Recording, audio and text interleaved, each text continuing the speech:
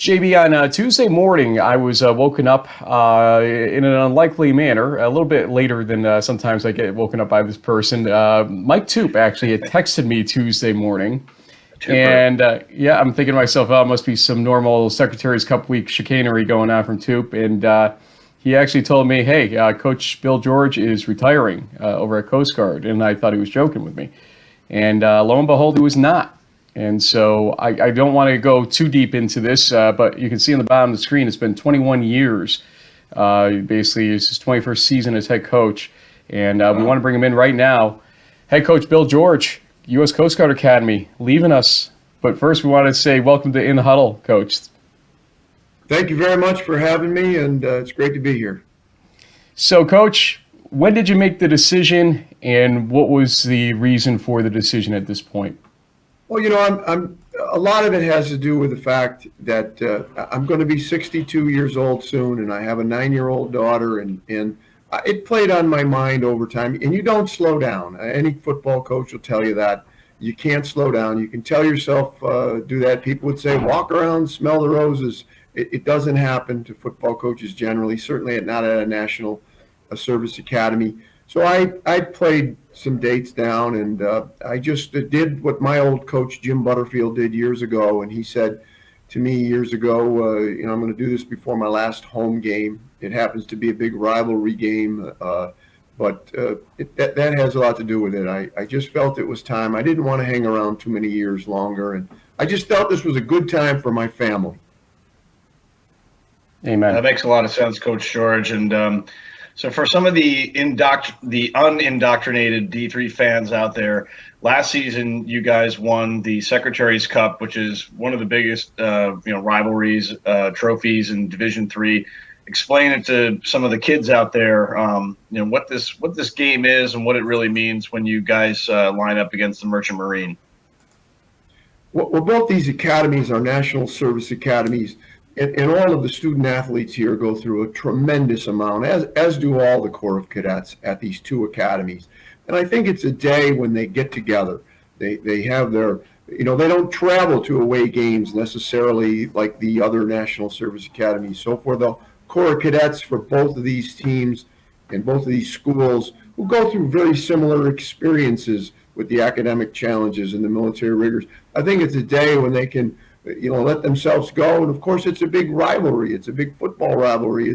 It's like a Michigan, Ohio State. It's got that kind of impact. And then when you add it into these Corps of Cadets who put so much into their 4-year academic experiences, at both these schools, they've decided they want a military lifestyle for their college experience, and they want to have a military involvement in their life. So this game lets them let their hair down, and of course, it's football, and so it's going to be a fun, big rivalry game. Okay, Coach, you brought it up. Like Frank's up there. Hey, wait a minute. You brought it up. Coach Butterfield, obviously, Ithaca, longtime head coach. Cortica's this week. They're playing down in MetLife and all that stuff. Between Cortica and Secretary's Cup, give me which one you think is the more intense rivalry now that you have involvement in both of them. They both have their own, history. But let me tell you something. When you coach at a National Service Academy for 21 years, and you train people that go out and are on different military maneuvers and are changing the way the world is, it has a big impact.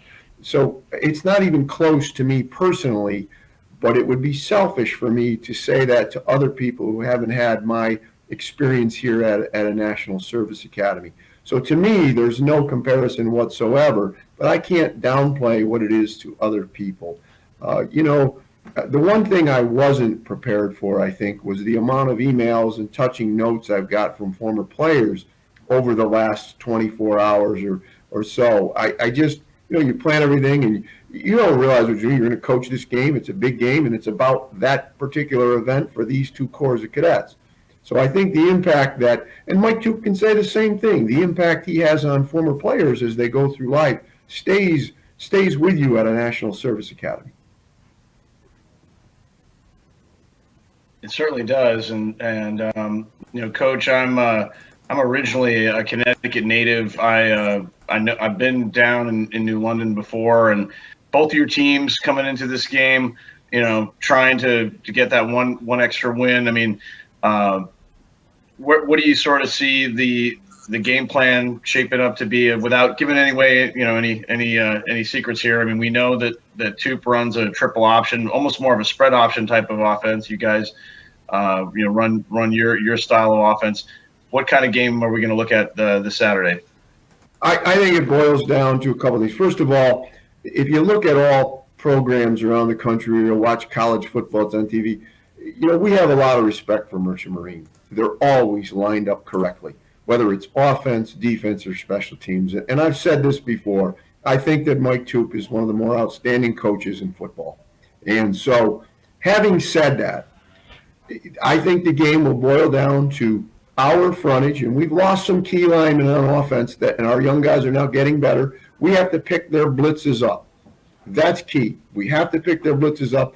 And then our young defensive line, we've had about 7 injuries on defensive line this year, so we have some new guys playing, have to make sure that we're not fooled by their triple scheme and that we stay disciplined. So to me, the whole game has to boil down to between the tackles on both sides of the ball, and then who cannot make a mistake on special teams. And so it's offensive line, our offensive line picking up the blitz, our young defensive line against their experienced guys who run the triple, and then again, it'll circle back to special teams. Okay, Coach, enough X's and O's for a little bit here. In 2005, I remember a game that you coached at Union College. People were just talking about it the other day, in fact, because Union's having one of those seasons that could go 10-0, or it could be like their 2006 season where they end up losing the Dutchman shoes after clinching. We'll see which one it turns into, but it seems like it's unavoidable to have a discussion about college football in New England and the Northeast without talking about your teams over the last 20 years. Union in that case wins it 7-0 with about 50 seconds left. We thought we were going for a 0-0 overtime game in Schenectady, but you guys almost knocked off a team that would go undefeated that year.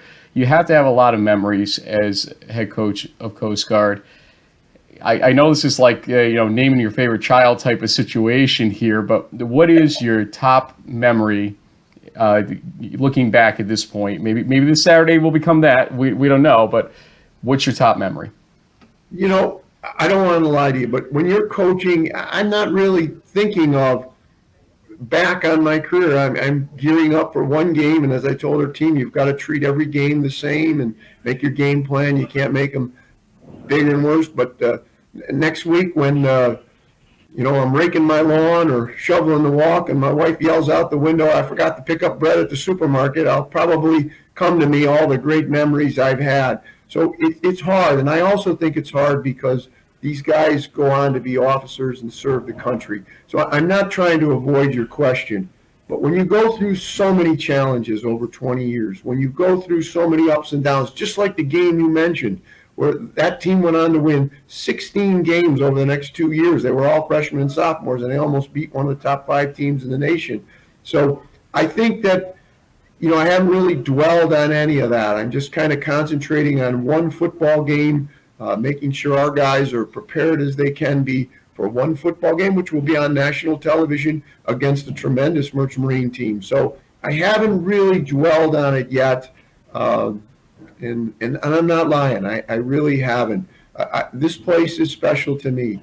And if you read the release that we sent out the academy, it says everything about this place to me. It's a fantastic place that has surrounded my family, has surrounded me, and I have all these great memories of officers who now serve the nation, and they're just tremendous people. Some of those young men, I remember we spoke, I think, in the preseason a couple seasons ago, Coach. You have a good chunk of your junior class, or I think they're juniors now, who participated in that. So I want to say it's like a naval officer, advanced training, almost like a SEAL training type of thing. And that seems like that core group that you've had these last couple of years has really done well for you. Explain to me, or help me remember, what that program was and what these young men have to go through to participate in that. Well, I think what happens is the academy is so competitive. We are an extremely competitive school academically. We're always shooting to get that enrollment up to 50% female wise. So if you have an entering class of 260 at 100% engineering almost now, that you don't have room for all the wonderful people, men and women, who are going to become officers in the future. And so the academy has some preparatory school options. One of those happens to be the United States Naval Academy Preparatory School. And so certain groups are going to try to get some people in there. I think it's cut across the board admissions. It doesn't have any favoritism toward us, but we were managed to steer some people down and say, hey, instead of going to this other fantastic college, you have this opportunity to get into the academy. Your grades weren't quite there this year. So I think that's basically it. Because the numbers are so small here and so tight, you're always trying to get people to say, hey, you just didn't make this phenomenal stratospheric academic standard they have here, but here's a chance you can make it next year. And we managed to get some guys to hang on to that. Retirement is a tough thing for a coach to do because you kind of go from 0 to 100 in your life, when that season especially begins, you're going to preseason. And to go into retirement for some people is like going from 100 back to 0 to a certain degree. I was reading some stuff about you yesterday. Glens Falls, New York native, which I did not realize. I'm down in Ballston Spa right now recording this with you, so I know the area well up there. But obviously you spent a lot of time in New England. Is New England home now? Is Connecticut going to be the forever home down the line? What is in store for you, Coach, going down? Right now, I'm on the faculty, so I'm going to stay to the academic year ends and go through graduation. And then you need some time to unwind. I'm not going to come here to practice next year. I'll sit in the stands. I'm not going up in the press box. I'll cheer for the team. You may see me at the concerts with my daughter, but a lot of my retirement plays into the fact that I'm going to be 62 years old, and I have a 9-year-old daughter who is my first and only child. And so a lot of my retirement will circle around that. So I'll be here next year. We'll see what plays out. But everything, when you're my age and you have this responsibility that my wife and I have, everything will gear toward that. So, there was a while ago I was worried. I guess the biggest thing I'm worried about is I've been around these coaches and these players so much. I know players graduate. I'm more worried about missing the guys I coach with personally. You just can't retire and then show up back in an academy. You can't walk around a National Service Academy after you retire. And so that's the biggest worry, the camaraderie, the professors I know, the people here. But this is a wonderful thing. Let's take it at this. I want to do more for, my family.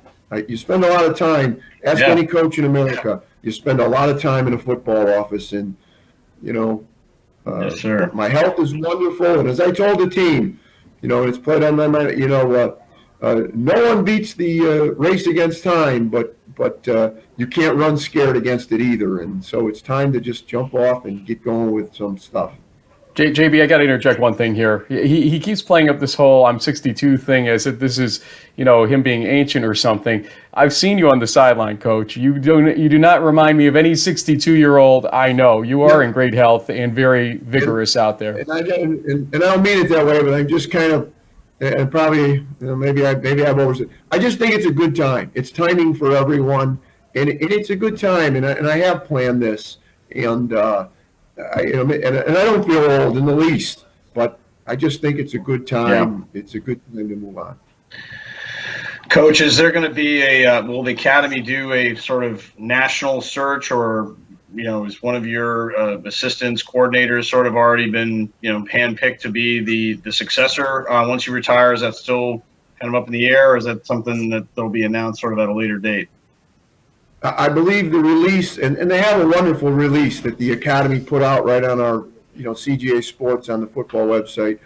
That's up to the admiral and the people to be, and I believe they have said they're going to have a national search, and that's what they're going to do. And that's the academy's release. So I'm not really involved in the future. Makes sense. I think.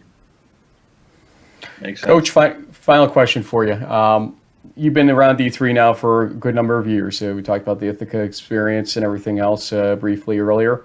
As you kind of exit stage left here and go into spectator mode more than anything else, what's your message to the Division III football world out there? Not just at Coast Guard, but to everybody that kind of looks at Division III and either plays in it and loves it or wonders about it sometimes, what the value of it is.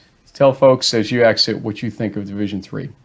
I think if you look at a place like the Coast Guard Academy, truly the sport plays a tremendous role into what officers are doing later in their lives. There is a leadership component. There is a teamwork component. In fact, you have to actually give seniors here, or what we call first-class cadets, much more responsibility because you are training them in many ways to be leaders.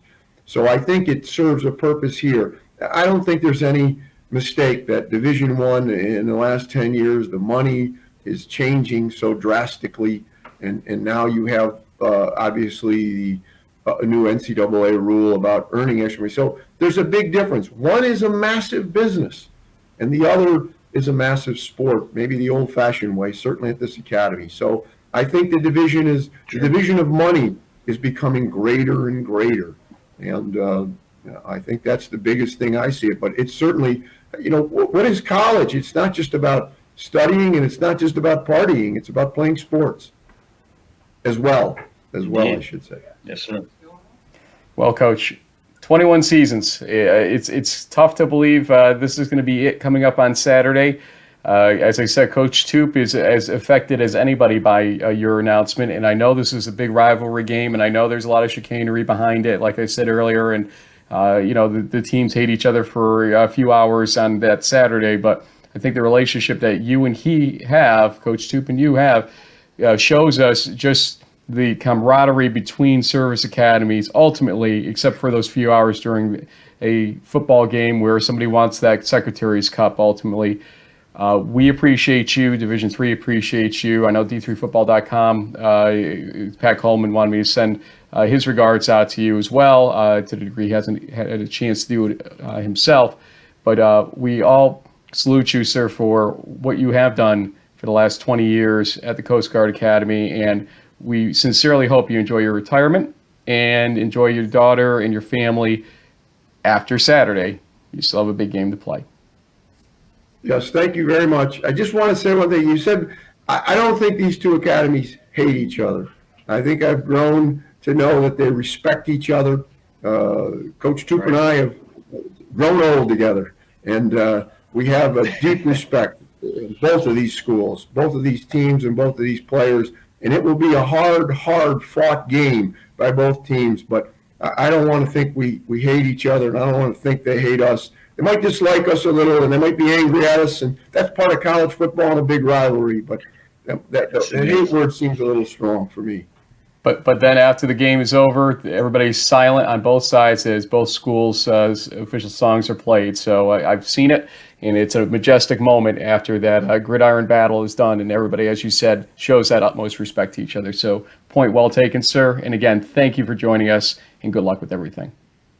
Thank you very, very much. Thank Division III for everything, and it's Division III football. It's still the backbone of college football.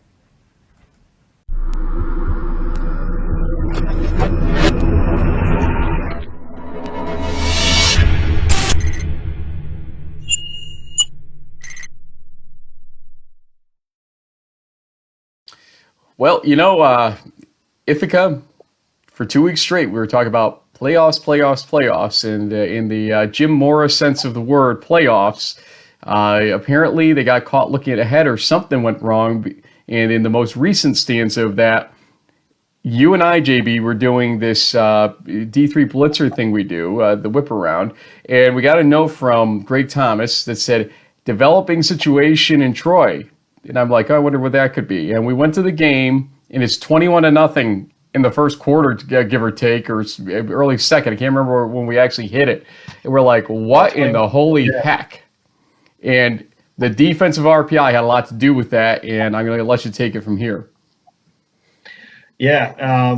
So we'd like to welcome on to the show one of the top tacklers for that defense that really shut down what used to be a pretty potent Ithaca offense, and has a pretty important game against another top team in New York State for one of the biggest trophy rivalry types of games going on. So we'd like to welcome one of the senior defensive code captains, linebacker Grant Tragni. Welcome to In the Huddle.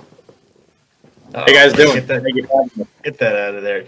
I'm just saying, get used to it now. Your reaction's going to be key. Sorry, we'll toss that for now. That's how we're starting. First up, Frank, you know what? You always hear these engineers, they're these clean cut, nerdy types. Well, look at this guy. He's rocking the headband. He's got the cool hair. I mean, honestly, if you go through the RPI roster, you guys have probably some of the strongest hair game in the East region. You've got some pretty creative types on your team. Is this sort of like is this like the new RPI engineer thing going on here, or what's going on? Yeah, it's been like a senior thing to like dye your hair. It used to be red, and we changed it up this year. We went a little blonde, and guys for a couple of years have been doing some funny roster pictures, some different things with their hair. So we went with the blonde this year. We think it looks pretty good. We'll talk about that roster picture in just a few minutes. We'll definitely get to that. Let's talk about this Ithaca game. There's been some debate on message boards and whatnot about exactly what happened. Is it a softer Ithaca defense going on? Is it defenses dominating the offense going on? You can speak from your defense's point of view at this point. What happened? I mean, everybody blinked. It's 21-0, and they could never get back into this game. Give us the game flow from your point of view. I thought it was a great job just from all three phases of the ball, like offense, defense, and special teams. We all clicked on Saturday, and starting out with on offense, we got the ball first, went down and scored, and then on kickoff, we forced a fumble and set up the offense with some great field position. They scored again, and when you're up 14-0 and already early in the game, it puts a little bit of pressure off the defense, and because of the great job of the offense and the special teams, and all three phases just clicked, and it worked. Grant, one of the things that we've spoken a lot about with Coach Cerny over the years is the importance of special teams over there at RPI. And I mean, we'll get into your senior season, but you really kind of, you've cut your teeth as a long snapper. You were playing special teams mostly in the early stages of your career. Tell us about this RPI special teams thing that Coach I has got going on there, and how that's really helped you. I'm just taking a quick peek here. You're up to over 50, almost 60 tackles here in your senior season or so, about 50 tackles. So what lessons do you take from the special teams work, getting into now the full swing starting linebacker role? Yeah, so Coach I always talks about special teams and the importance of it in terms of field position and everything. And it really is a third of the game. And some people overlook it, and we think it's very important. And because if the opposing offense is starting inside their 20, and your return team is setting you up over the 35, the percentage of you scoring on offense or not letting them score on defense is pretty high, and that's real important. And we have a bunch of guys in this team. Coach I always talks about one-play warriors, and special teams is one play and you're off. There's no series with it. So we really stress you get one shot on special teams, and we take it very important. Well, this has been just an odd season, coming off of what happened last year, getting to the quarterfinals, a good game against Johns Hopkins that you came up on the short side on. But, I mean, things were, flying high there. And then you ran into some obvious turbulence during the season. It takes senior leadership to really get the ship righted. And a game like Saturday proves just what you guys are doing.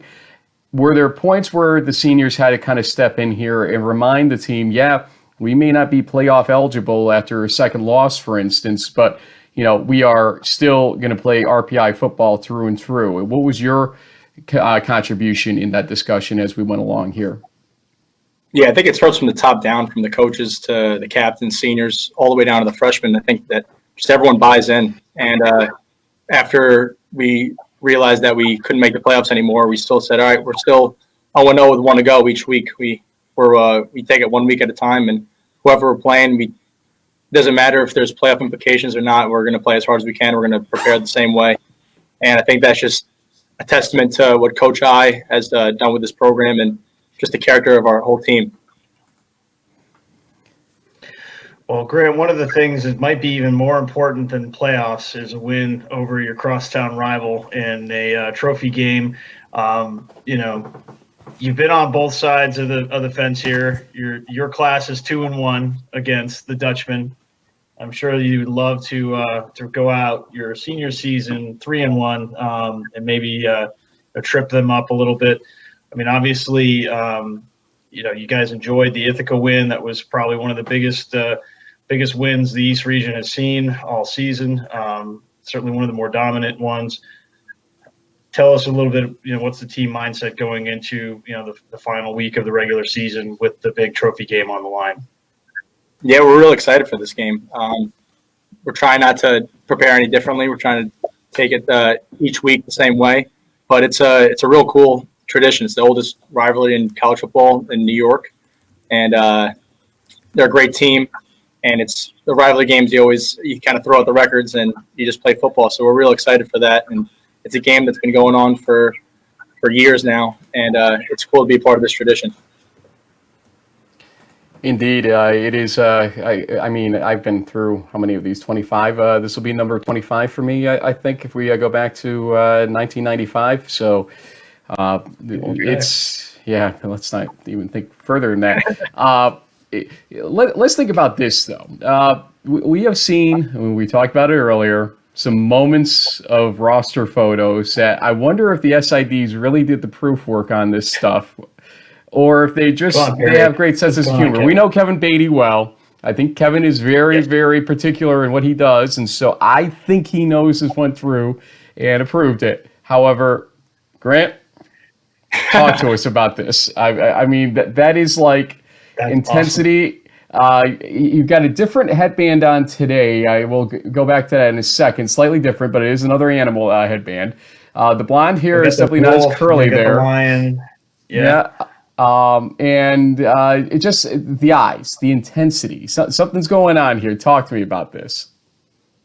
Yeah, I don't know where to begin, but all the guys on the team, they always make fun of me for the picture. They think whenever I try to make the face, they all try to make me laugh when we're taking the roster pictures. So it took a couple shots to get it, but the animal headbands, I got a bunch of those. I like the different animals. I got a wolf, I got a lion, as you can see. I got a gorilla. Tiger, I got a shark, so I got a bunch of those. Yeah, I mean, but I see that I see in your bio that you've been on the team Black Watch. Are you basically like the Jon Snow of RPI for the most part, or what's going on? Yeah, the Black Watch is a leadership group that we have here. It's a group of like 4 or 5 players from each grade, and talk about things going on with the team. But that roster picture, my mom's definitely not a fan of it. So, okay. Would she rather see this, okay, or would she rather see this?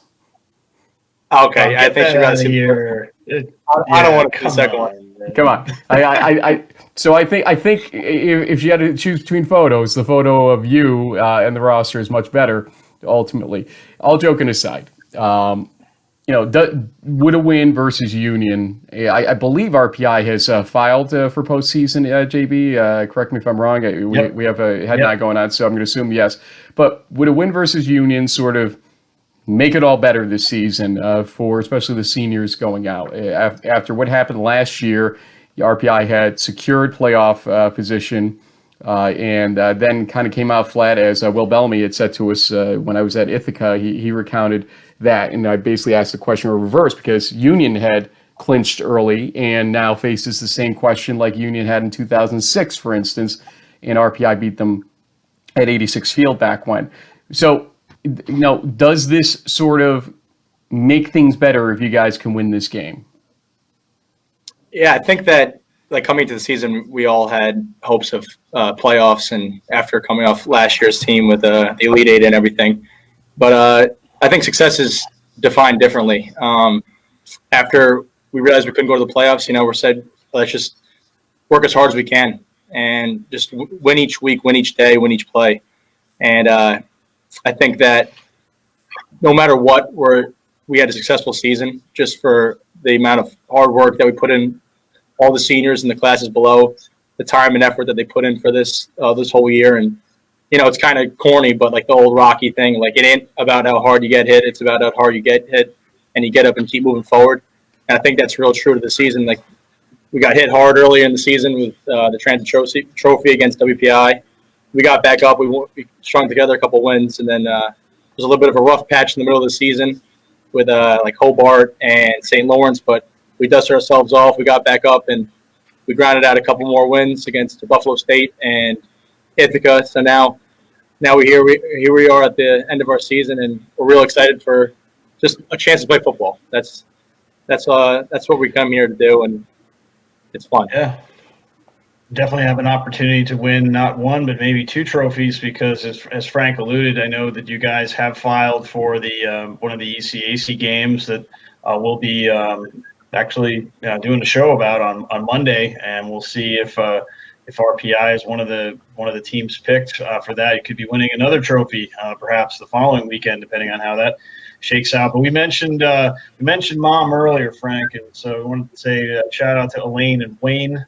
I know Wayne has followed our show for a while, probably back since your older brother Colby also played at RPI, and so family tradition there. You're an industrial and management engineering major, and you've been working with Regeneron Pharmaceuticals. Regeneron sounds like something from a Transformers movie, so you're going to have to help me understand like what's going on with that. I mean, it's always fun when we've interviewed, like a couple of years ago, we interviewed Andrew Franks, and we found out that his major was sort of like making like hip replacement or different body parts and stuff. I mean, what does an industrial management engineer do with like a Regeneron or Regeneron at Cybertron? I don't know. What are we talking about? Okay, save him, please. Just tell him, please.